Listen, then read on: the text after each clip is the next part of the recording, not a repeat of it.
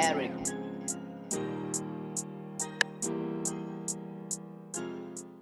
So last night it was Vergil Ortiz Jr.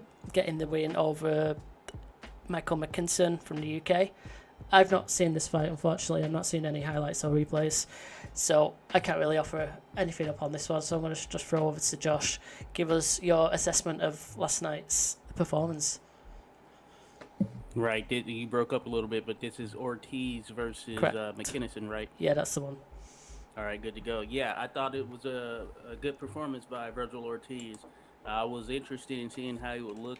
I know Vega mentioned this last time. Definitely when you start having those situations with weight, you never know how a fighter will ultimately pan out, especially if they're going back to a division where they seemingly struggled to make weight at. But that being said, he looked good. His body looked good. He looked like the Vergil Ortiz of old.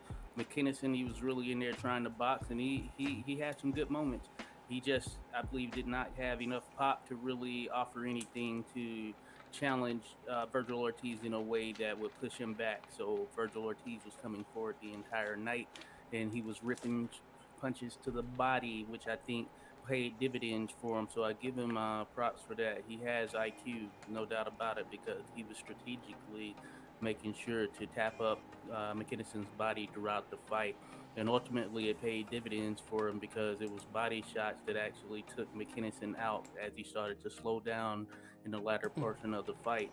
And you can see that McKinson, he was 100% game, but I think it was the lack of real pop that proved to be his downfall. And for Vergil Ortiz, as I think we all probably sort of are sort of on the same page on it, the sky's the limit, really. I mean, there's so many combinations of fights there at the top of 147 pounds that I think would just be good in general because of his style and the style of some of the others there.